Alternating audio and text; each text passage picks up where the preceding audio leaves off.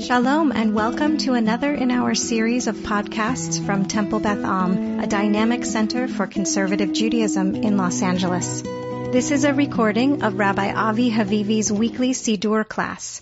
Today I'm going to try to do a piece that has a beginning and end to it so we can not be lingering in the middle of something. So most of the stuff we've been doing is from a book by Rav Soleveitchik about prayer.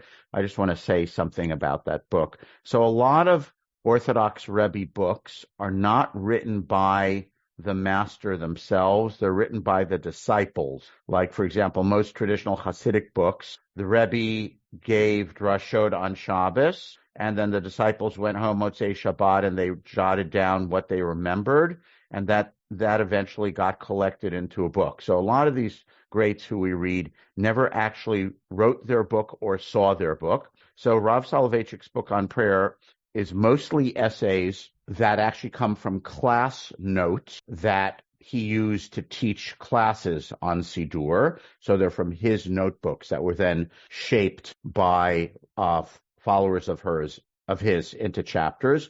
The chapter we're going to go into now, that's not the case. It's actually something that he wrote himself start to finish. It's a very long chapter, essentially about the Amidah. As I was rereading it last night, I realized there's a lot of interesting things in it, but a lot of them are maybe repetition of what we've done. So I'm not going to go over them. I'm just going to try to do some new elements. I will, however, at some point provide the whole chapter to those who want to read it start to finish. There's a lot in there about sacrifice and animal sacrifice and how prayer replaces sacrifice. And I think a lot of those ideas don't feel compelling or germane to modern people, and that's why I'm going to really skip a whole chunk in the middle of the chapter. Of the whole book, this is the only chapter that he actually wrote himself start to finish. It's written in Hebrew and translated into English. Okay, so here's what I want to promise you. It starts out kind of arcane, but I promise you there's a punchline, which is, in my humble opinion, relevant and useful to us modern people. But you have to bear with me on getting through the arcane part, which I will explain, okay? And I believe we can make the punchline today. Okay, reflections on the Amidah. Remember, the Amidah halachically is the prayer, the core prayer. Now, we're commanded to say the Shema twice a day, right? Everyone knows where that command is in the Torah, right? You should recite these words, Bishoch becha uvkumecha, when you lie down and when you rise up, in the words of the first paragraph of the Shema. So that's why saying the Shema twice a day is one of the 613 commandments. But where does it say in the 613 commandments that we're supposed to daven the Amidah 2 or 3 times a day? So no one can think of a place where it says that explicitly, and that's where Rav Soleveitchik is starting out. Okay, redemption, geula, is one of the most fundamental ideas of Judaism. It is not confined to the national historical spheres, but extends over the diverse domains of existence. Geula here means rescue. Okay, everything requires rescue. Think of that as a better word than redemption. The historical community, we know that, right? We need redemption, the Messiah, etc. The individual, nature, the world as a whole, all cry out for rescue and repair. In similar fashion, humans' thoughts, ideas, reflections, and ideals and feelings also must be rescued. Okay, even the Shekhinah, next little paragraph, the divine presence, as it were, is a captive of exile and hopes for redemption. We know of that idea from the Kabbalah, correct? So he says, everything requires saving. Sometimes an idea remains forlorn and anonymous within a system of thought until its Redeemer comes, extricating it from loneliness and desolation, liberating it, and bringing it to a position of centrality. So sometimes there's an idea, in this context, in religion, which requires saving. And until it's saved or redeemed by someone, rescued, it just sort of sits off to the side. I'll give you an example. There's a law, the law of Shatnez, to not wear wool and linen in a garment together. Okay? And if you said to me, I'd like to read the book that tells me the deep spiritual meaning of Shatnez so that I can apply it to my life and I feel religiously transformed by this, I would say, I'm sorry, I don't know what that book is. It's just one of the 613 mitzvot. You can observe it or not, but I don't know what to do with it. So that's what he's saying. He's saying there's certain ideas that, we don't really know what to do with it. until someone comes along and brings it to a position of centrality. Everyone with me so far? You could make your own thing from the list of 613 mitzvot, right? Lots of people say, that's not relevant. Okay. I don't know why I don't really care about that. Okay. It's off to the side, beginning of the top of the next page. Halachic thought too is subject to redemption. Some halachic concepts were sentenced to a long or short period of exile. Okay. Like I would just say shotnet for me. Okay. All right. And then suddenly some thinker comes forward, that's what this paragraph says, who takes this idea and opens it up for. All right. Next paragraph, one halachic concept that was sentenced to temporary isolation, but was at last redeemed, rescued, let's say explained and amplified, is avodah shebalev, service of the heart. It comes from Deuteronomy. It comes from the second paragraph of Shema. If you listen to mitzvot, which I'm teaching you today, what are those? Le'ahava et Hashem Elohechem ulovdo b'chol levavchem u'b'chol nafshechem. To love God and serve Him, or if we put the verbs together, to serve God lovingly with all your heart and with all your soul. Okay? So it's a mitzvah to serve God lovingly. All right. The Midrash says, so here he quotes the Tosafot, who quote the Midrash, saying to serve God with all your heart. What is avodah shebalev? What is the heart? We conventionally translate it as service of the heart, but it really means the heart's worship, the mind's worship, inner worship. Call it that way. Okay. What is avodah shebalev? What is inner worship? I know what outer worship is. In the Torah, it's bring an animal, put your hands on the head of the animal, give the animal to the Kohen, and the Kohen sacrifices it. I know what outer worship is. What's inner worship? Okay, mind and heart. Inner worship, the Talmud says, is prayer. Okay, tefillah, which means the Amidah. The Amidah is what the Torah means by inner worship. But despite this derivation from a biblical verse, most thinkers regarded prayer as a rabbinic commandment, and it did not occupy a central place in halachic thought. Many discussed prayer, many laws were formulated about it, but the main point of prayer as service of the heart, awaited its Redeemer, who would fill it with content. Who was that? The Rambam. So the Rambam is the first systematic Jewish thinker who writes extensively about the Amidah and talks about the order of all the things and what the order of the three things, praise, petition, and thanksgiving, that is ordained in the rabbinic sources, but it's the Rambam who really explains why. Okay, so then he goes on and on to talk about how there's a machloket or disagreement between Rambam and other medieval thinkers, specifically Nachmanides, the Ramban, about whether prayer is a biblical, I don't want to just say prayer, whether saying the Amidah is a biblical commandment or a rabbinic commandment. The main thinker, the first thinker who says it's really a biblical commandment, which means it's on a higher level, it's one of the 613 mitzvot, is the Rambam. So Maimonides says, your heartfelt devotion, this is the arcane part, okay? Your heartfelt devotion through the words of the Amidah is a biblical commandment. And he is the first thinker to dwell on that and try to make it stick, okay? Underlined words at the beginning of the top of page 146. Rambam held that prayer, which means the Amidah, okay? Because remember, the Amidah is called the Tefillah, among other things, okay? So the Tefillah is identical with Avodah Shebalev, inner worship or service of the heart, an idea that is, according to Rambam, all-encompassing and all-pervasive, and which represents the essence of the human's relationship with God. So for Rambam, the worship or connecting to God from your inner self is a Torah mitzvah, one of the 613 commandments, which represents actually the essence of our relationship with God. Shatnez is not the essence of your relationship with God. Don't carry outside on Shabbat is not the essence of your relationship with God. If you find lost object, you need to try to return it to the owner, is not the essence of your relationship with God. All those are other mitzvot, okay? But tefillah, the Amidah, represents the essence of the human relationship with God, says Rambam. Okay, next little paragraph. According to Rambam, it is impossible to conceive of divine worship without including prayer in it. What then is prayer? Now, what we're going to read is not surprising based on what we've read before in Soleveitchik or Heschel or Rav Kook, right? So you'll say, duh, I knew that already. Just restating that. What is prayer? What is tefillah?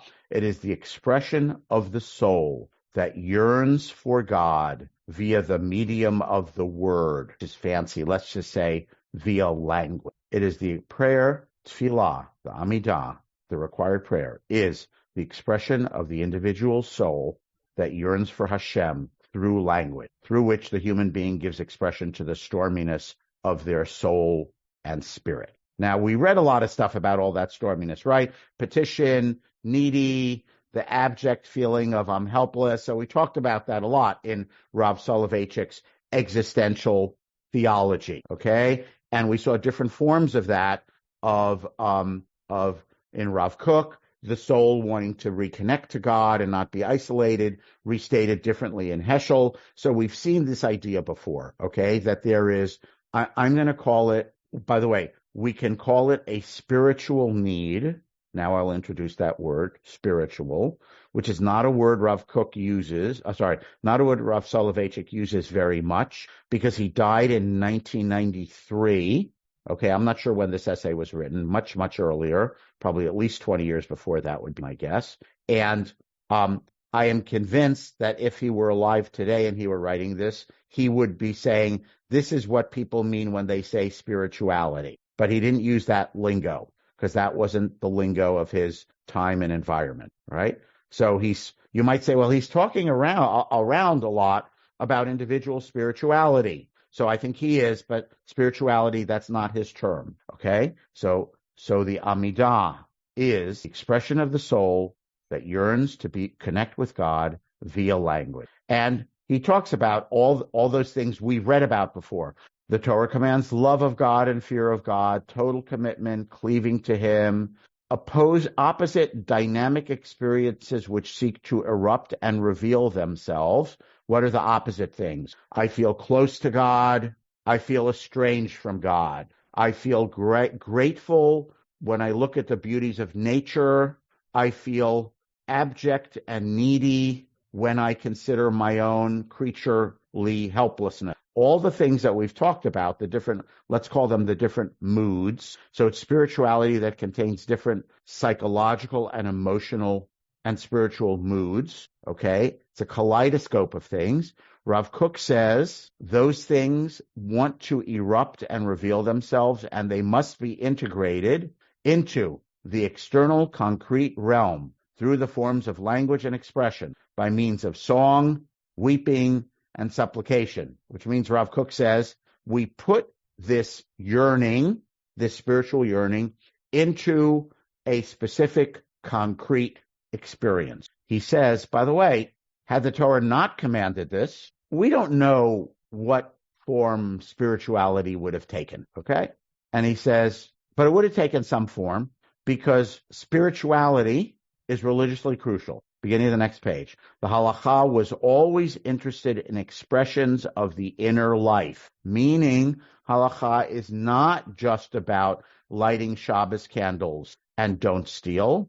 Halakha is interested in, halakha mean how to practice Jewishly in the world, is interested in how you express your inner spiritual life. When Rambam said that prayer is biblically ordained and identical with avodah shebalev, service of the heart, or the mind's worship, he thereby redeemed love, fear, and indeed our entire religious life from mutant. So what Rav Soloveitchik is saying here is that there was some idea, vague idea, that people want to connect with God. That vague idea gets labeled in the Bible avodah shebalev, and it's commanded. You're supposed to want to spiritually connect with God. It's a mitzvah. Thou shalt spiritually connect with God. It's one of the 613 mitzvot. How do I do that? Okay. One of the great questions of our era. our contemporary times. So Rav Soloveitchik says that the Rambam is the one who rescued, air quotes, defined how we do this idea by saying, here's what you do. You say the words of the Amidah. Now, the Amidah existed before Rambam, but Rambam is saying dwelling within the Amidah is the concrete fulfillment or acting out your spiritual drive to connect with God. Your gratitude, your awe, your abjectness, all of it comes out here in the Amidah. Rambam says, Rambam redeemed our entire religious life from mutiny. They were given a voice, they being those feelings, love, fear, in our entire religious life.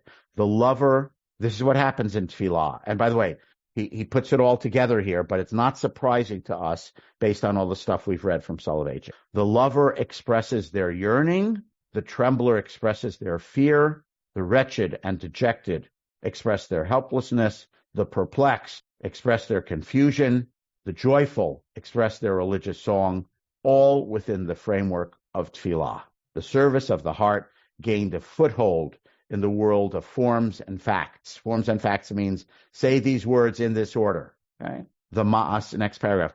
The ma'aseh, the act of prayer, is formal. Say these words, feet together, in this order, bow here. Okay? It's the recitation of a known set text. But the fulfillment of the prayer is subjective. It is your service of the heart. The kavanah required for prayer is not like the kavanah required for other mitzvot.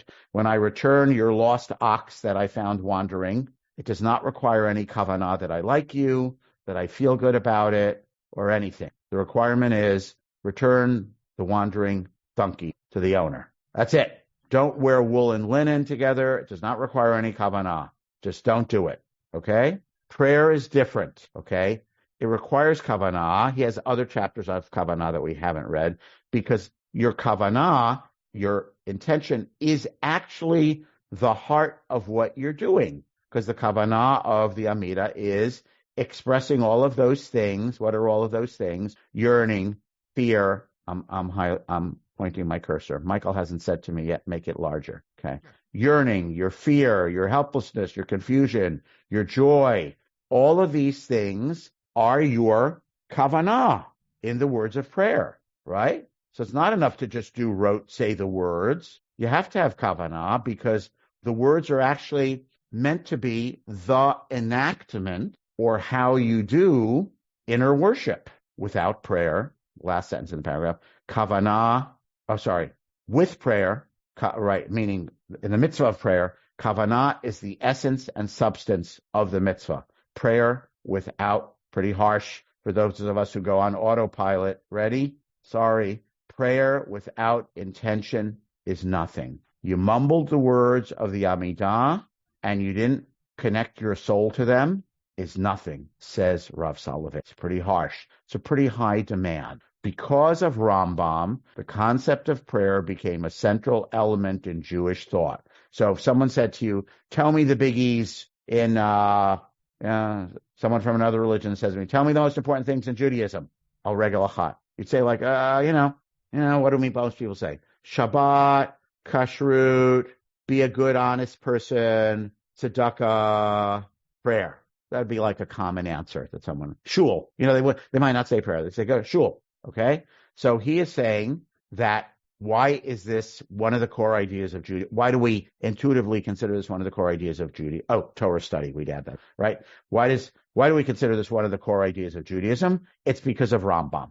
Because of Rambam making this idea that our soul connects to God through the words of prayer. Rambam is the one who said that. Okay, I want to conclude with this paragraph. And then I want to sort of summarize the punchline. Prayer, which is like a mirror reflecting the image. I'm going to read it slowly. Prayer. I'm going to say the Amidah.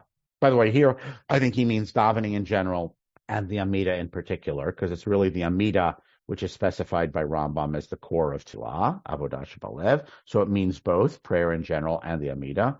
Prayer, which is like a mirror reflecting the image of the person who worships God with heart and soul, is shot through with perplexity. For worship itself is rooted in the human dialectical consciousness. Hence, prayer is not marked by monotonous uniformity. it is multicolored.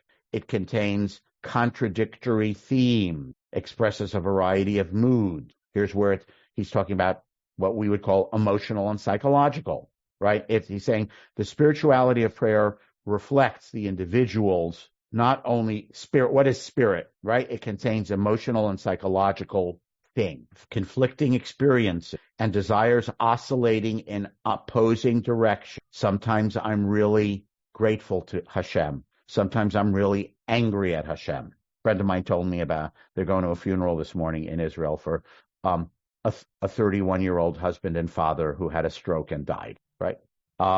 So, sometimes we're grateful. Sometimes we're angry. Sometimes we're confused. Sometimes we're needy. We've been reading about all this stuff for weeks, okay? So prayer is multicolored. It contains all these things. Religious experience is a multi-directional movement, metaphysically infused. I don't know what that means. Prayer, too, does not proceed slowly along one straight path, but leaps and cascades from wondrous heights to terrifying depths and back. Okay? I'm going to stop there. And I kind of want to summarize. I want to stop. So here's what I think Rav Soleveitchik is saying, and I think it's important because I had to reread it. In Talmud, sometimes in an argument, there's something called the Hava Amina, which is the thing you might have thought a priori, and then the Maskana, the conclusion. And it's argued from, well, you might have thought this, but actually the thing we read shows that. Okay. So the Hava Amina is you might think, well, what is Judaism? Don't steal and return a person's wandering donkey and don't wear shatnez and light Shabbos candles and give to tzedakah and, 608 other things. It's actions. And then you as a modern person might think this. And then we modern people, we have this other thing called spirituality. I also want to find spirituality. That's like a different thing. Okay. That's individual and it's personal. And it's kind of like the frosting on the cake, okay? And I think Rambam is saying, no, that's actually a very important part of the cake. That's not the frosting on the cake. Because I think what he is talking about is what we today called spirituality. I want to go to a shul that makes me feel spiritual. We like how the rabbi changed the service. They do more nigunim, blah, blah, blah. I daven outside, blah, blah, blah. It makes me feel more spiritual. Whatever the heck that means to people. I'm glad that we open the shades at morning minyan because I can see the trees outside. It helps me connect and to nature and feel more spiritual. So whatever people mean by spiritual, I think that's what Rav Soloveitchik is getting at. And I think he is saying, I'm going to translate it into our parlance today, our lingo, what we call spirituality, which is the yearnings, needs, and moods of your soul, is a commandment. Not that you should feel anything specific, but Hashem commands, I want your soul to strive to connect with me. That's one of the 613 mitzvot. By the way, there are medieval debates. There were different people who counted the 613 mitzvot differently. That's what's at stake here. Ramban would say this is not one of the 613. All right? Rambam, Maimonides says it is one of 613. So it's one of the highest level commandments. Okay? I want your soul to yearn for me, to strive to connect with me, is a commandment. How do I enact that commandment? Maimonides, Rav Soleveitchik says that the Rambam says we have evolved a format and a formula for doing that. It's the Amidah. You need to strive to pour those yearnings into the words of the Amidah, rather than a commandment saying every day the Jew should find a way to strive to connect to God. And one of us is going to go out and meditate in the forest, and another one of us is going to become an obstetrician and watch babies being born, and another person is going to become lahavdil, a death doula, and help families deal with their loved one who's dying, and someone else is going to walk around the street looking for lost donkeys to return to their owners. Everyone's going to find their own spirituality, okay, rather than leaving us to wander. Go find your own spirituality. Rambam is saying, no, the sages worked out by the way, the other modern lingo that people use is a practice, right? Meditators say, this is my practice, okay? Martial arts people say, this is my practice. I have a practice. It's meant to embody something, all right?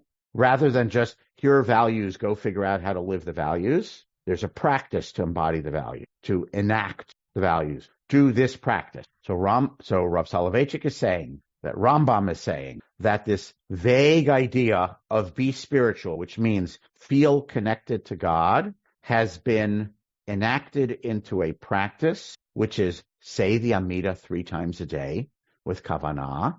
Now, how does the Amidah help express all that stuff? We did that for weeks and weeks and weeks, and we're going to do that for another couple of weeks. All the stuff that we read about, all the different emotions and moods, right? So I hope you remember all that stuff. It doesn't leave it to you. It doesn't say, Baruch atah Hashem, now say all your feelings, and then take 3 steps back and say, Oseh Shalom Imamav, Hu Yasheh Shalom. No, I'm giving you a formula to call forth those feelings, okay? So I actually think, and this is why this whole stuff about Rambam and biblical commandment versus rabbinical commandment, biblical versus rabbinic, and Avodah Balev, in my mind, that's all the arcane part that I wanted to get through. But I think the punchline is Rambam is saying the Torah commands spirituality, however that feels for you at the moment. And it gives you actually an action plan. The action plan is say the Amidah 3 times a day. And he would say, of course, with feeling, with soul. Have your soul, have the word, have language be the vehicle for your soul work. We're dependent on language because we're humans. Now, I don't know. If you were a dancer, I suppose you might say, no, that doesn't work for me. I do dance as a vehicle for my soul work. So we could have a argument about that, okay? But Rambam's saying, what a lot of philosophers say, what makes us human and separates us from the rest of the world is language. That's how you enact your soul work. Okay, I'm going to pause. That's a lot. So I wanted to get to the punchline because I actually think the punchline is actually a pretty big statement, right? Spirituality is not the icing on the cake. It's a crucial part of the cake, all right? It's a mitzvah. Here's how you bake that cake. Say the words of the Amidah with feeling. What does it mean with feeling? How do you understand the words of the Amidah? Oh, he talked about that. Lots and lots. We talked about that for, I don't know, how long we've been doing Rav Soleveitchik, 2 or 3 months, okay? So that's how you do it. So it's not like he just says, oh, you go figure it out. He talks a lot about what these brachot mean and why these themes have a particular order, et cetera, et cetera. Okay, I talked a lot. Sorry, I'm going to shut up now. Comment, question? When you said that Rambam was the one who kind of came up with the idea that the kavanah had to be, at least that's what I heard. You saying that before that, did it by rote? No. Great question. Thank you. There are arguments actually going back to the Mishnah about of the Tanaim, right? About keva and kavanah, fixed prayer versus intention. Rote, so, the balance between rote practice and intention. So no, it's not new. What he's saying is Rambam was the one who pulled all these things together in a systematic way, who said, Avodah Shebalev, soul worship, the worship, the yearning of the soul for God, is a mitzvah. By the way, again, that was said in the Talmud. He put it together. It's a mitzvah. Here are the words that you say and the order of praise and praise, petition, gratitude, thanksgiving. That order was established. Rambam didn't invent the Amidah. Amidah had been around for 800, 600, 1,000 years. Okay, so people were saying it. The idea of rote versus intention is debated in the Mishnah. Okay, so all that had been around. What Rav Soloveitchik is, Rambam is the one who put it all together. By the way, in his Laws of Tefillah, systematic treatise about prayer. Okay, because Rambam systematized everything, and Rambam said, Rambam is the one who said, and now I'm going to put it in our language. Expression of spirituality in language is a biblical commandment, and here's how you do it. And here's why it's arranged the way it is. And the elements of Rambam are mostly taken from the Mishnah and Talmud, but he's the one who put it all together in a systematic way. That's what Rav Soloveitchik. So no, there are arguments in the Mishnah about, Rabbi Eliezer says, the one, I can't remember, it's a debate between Rabbi Eliezer and Rabbi Yoshua, I can't remember who says which. The one who makes his prayer rote every day without adding anything, his prayer is not true supplication, right? That's the basis of why you're supposed to say Elohai Netzor, right? I mean, you're supposed to add your own personal prayer after the Amidah every day. You're supposed to say the Amidah, and you're supposed to add your own personal prayer, okay? You're supposed to change something in your prayer every single day. That's a Mishnaic Talmudic idea. But Rambam is the one who pulls all this together into, we'd call it one essay, which Rav Soloveitchik is then restating in these very poetic ways. Because, Rambam doesn't really talk about yearnings of the soul to connect with God. It's not his lingo. That would be Rav Soloveitchik's existential lingo, right? By the way, and Rav Kook says, right, in the early 1900s, the soul yearns to overcome its disconnection from God, and it is inevitable that the soul will want to reconnect with God. So it's not like Rav Soloveitchik is saying a new idea. And he does say this was very important to the Hasidim. Like, he knows Hasidut, he knows Kabbalah, he knows all that stuff. Okay, so it's not new, but it's the Rambam. This is what he means by redeems the idea. The Rambam puts it all together and foregrounds it and says, this is important. It's not just one of the many discussions in the Talmud about does prayer require innovation every day or not. He foregrounds it and makes it important. That's what he means by the Rambam redeems this halachic idea. All right, Carl, then Bernie. How should we reconcile characterizations Rambam of advocating spirituality, emotion, central practice of Judaism, with the other theme that supposedly comes down or is attributed to him as the ultimate rationalist? The way to approach God is through philosophy and logic. The intellect, right. So I'm not an expert on this answer, but I think what I've read is people say, Rambam says, approaching God and connecting through intellect, that is the highest form of spirituality. The vast majority of people are not capable of that, okay? They're not philosophers. Rambam, his great philosophical treatise, The Guide for the Perplexed, if you read the intro to it, it says, I am writing this to you, my student, who sent me a question. I wrote the whole Moreh Nevuchim, the whole Guide for the Perplexed, all 3 sections, for you, one particular guy who asked me a question. This is not for the regular Jew. What are the regular Jews supposed to do? Keep the mitzvah, right? Because most people are on a level of return your neighbor's donkey and light Shabbos candles and don't steal and say the Amidah every day, 3 times a day with feet, right? So I think the answer is Rambam said intellectual contemplation is the highest form of connecting with God. It is not accessible for most people, just do the mitzvah. He was an elitist that way. I think that's a part of the answer. So that's as best as I can answer. Bernie. Thank you. Yeah, Bernie. What I was thinking is he thought spirituality is a central thing, and there's very little, if that's true. I know he obviously was deeply observant, but that doesn't require Judaism or any other organized religion. Okay, got it. So he would say, and sir, let's just talk quickly with Rav Soloveitchik. Rav Soloveitchik would say, by the way, I'd like to point out Rav Soloveitchik was Orthodox, okay, in all senses of the word. So he would say, this is the path to spirituality that God has commanded to our group. This is the path that we have been given. Okay, what is a mitzvah? It means we have been given instructions for how we are to carry out enacting God's will and be a holy people. Other people may have other paths. They don't have the 613 mitzvot. This is what makes them Orthodox. By the way, I have a tab open on my computer because I don't have time to read this article yet. But there are some contemporary Orthodox thinkers who have attempted to write thoughtfully about other religion. What's the classic view in the Talmud? Other religions are narishkeit. We will get to go to the world to come. They will be punished because they did idol worship, right?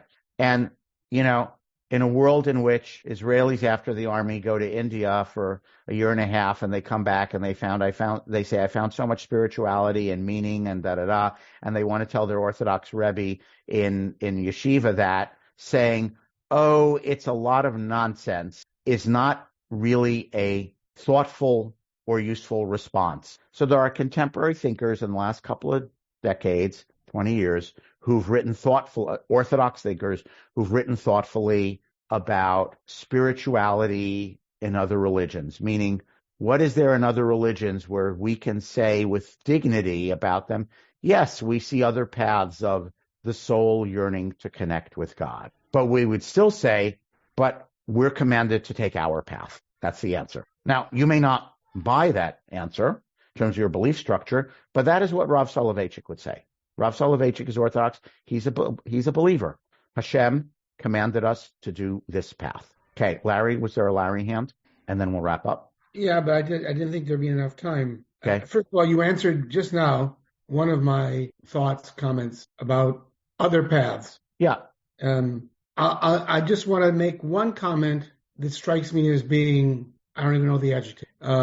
It was frustrating for me when just before we made Aliyah, and our kids are going to day school in Columbus, and our rabbi, as well as we went to an Orthodox shul, as well as the rabbi of the day school, were all followers of Rav Soleveitchik. They went to his funeral. There was a big everything else. But the davening that they were teaching in the day school was a davening completely without kavanah.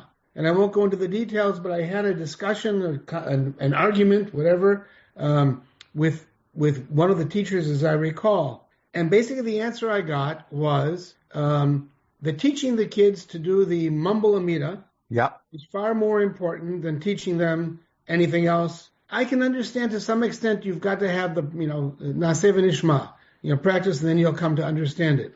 But I will admit that I still find to this day so much of the practice of not all Orthodox, not by no means, it's like at all Orthodox or Haredim, but some of them to be so narrow and featuring on the actual restitution of look, let's put it this way, art scroll type of orthodoxy. If you forgot to say this, you have to go all the way back to the beginning. Okay, I'm going to jump in and interrupt you. Yeah, I'm done. I can't respond to all of it. By the way, my wife Debbie and I both went to Orthodox day school, and we joke to each other. We each remember in different cities, but the same flavor. We each remember the melody. Ezrat avotenu atahu me'olam magen u'moshia l'nehem v'nehem b'chol dor v'ador. By the way, I think a thoughtful Orthodox educator would say, I'm going to put myself in the shoes of a thoughtful Orthodox educator. I think a thoughtful Orthodox educator would say, at age 8 and 9, we should just be doing Ezrat avotenu atahu me'olam, because that is the age of stuffing children's brains with stuff. That's why we make them memorize state capitals and names of presidents, and they have coin collections and Yu-Gi-Oh card collection. The pre-adolescent brain is hardwired to just accumulate stuff. Baseball statistics. Right? When I was 10, I could tell you the all-time leader in doubles and what was Altuna's record in the year 1893, okay?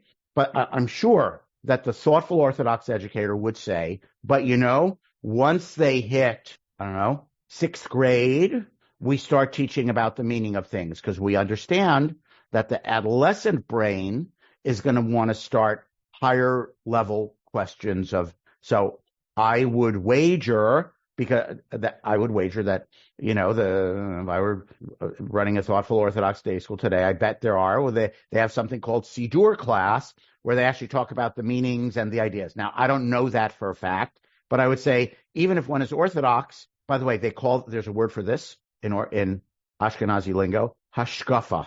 Hashkafa means viewpoint. Not exactly the word for this, right? But it's like there's halacha and hashkafa. What's your viewpoint? Which is all the stuff that takes place in here, right? What are you thinking? What's your understanding of things? And they do work on hashkafa.